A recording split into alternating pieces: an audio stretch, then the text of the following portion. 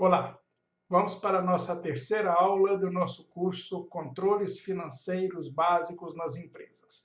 Na aula 2, nós falamos sobre as principais causas da falta de recursos nas empresas, né, que gera desequilíbrio financeiro. Nesta aula, nós vamos falar do equilíbrio financeiro. Então, vamos ver as principais características de uma empresa equilibrada financeiramente. Então, tá aí. A primeira delas, há permanente equilíbrio entre os ingressos e os desembolsos de caixa.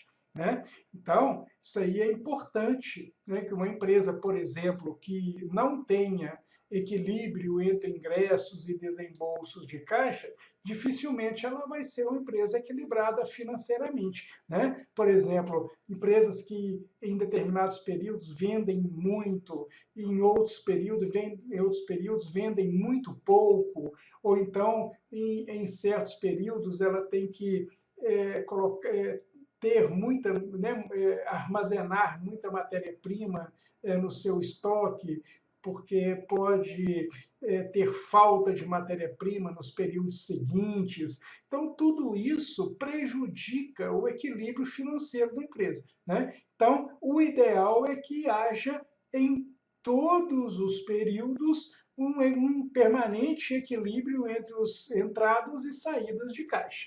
Bom, numa empresa equilibrada financeiramente, tende a reduzir a necessidade de capital de giro. Né? Quando há um equilíbrio financeiro, a necessidade de capital de giro tende a reduzir, e isso é muito importante. Né? Então, nós temos que buscar esse equilíbrio financeiramente, principalmente por causa disso, para garantir uma redução da necessidade de capital de giro. Né? Porque quando a necessidade de capital de giro aumenta, isso fica muito caro para a empresa. Né?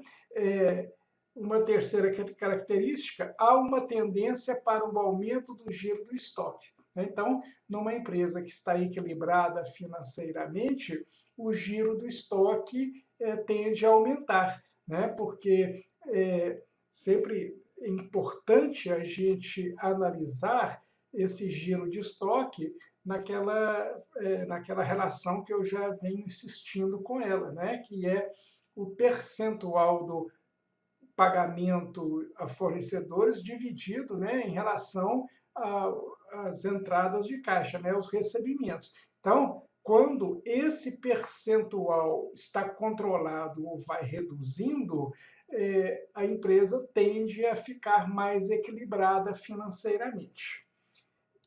Bom, vamos mais. Os prazos médios de recebimentos e pagamentos tendem a estabilizar-se. Isso é muito importante. Né? A empresa ter um equilíbrio entre prazo médio de recebimento e pagamento. Né? Porque se não tiver esse equilíbrio, o risco da empresa desequilibrar financeiramente é muito grande. Não há imobilizações excessivas de capital. Né? Então, por exemplo, né, nas empresas que estão em equilíbrio financeiro, equilibradas financeiramente, a gente não percebe, né, essa imobilização excessiva de capital. Porque uma empresa que tem muito capital imobilizado, ela tende a desequilibrar financeiramente. Nós temos que ter muito cuidado com isso, né? As imobilizações de capital, elas têm que ser as mínimas possíveis, né? Porque se a empresa começar a imobilizar capital demais da conta, né, comprar muitas máquinas, né, colocar lá no seu permanente lá, muitas máquinas, for aumentando demais a imobilização do capital, é provável que ela entre em desequilíbrio financeiro, né? Porque ela vai fazer essas imobilizações de capital. Normalmente elas fazem isso com recursos terceiros, e isso tem um custo, tem as prestações, tem o endividamento, né? Então é muito importante que as imobilizações de capital não sejam excessivas, né?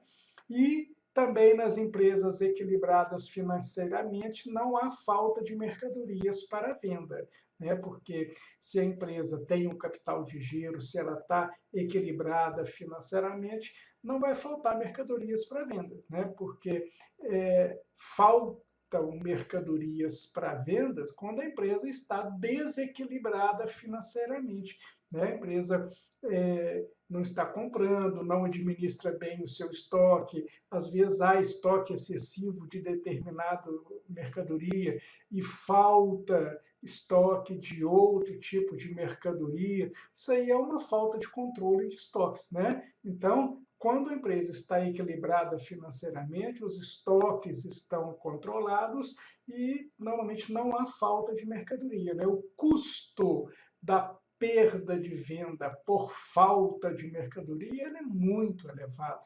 Nós vamos discutir isso aqui no nosso curso, né? O custo do excesso de estoque ele é alto, né? A empresa não pode, se a empresa ficar com excesso de estoque, isso vai gerar um custo financeiro alto.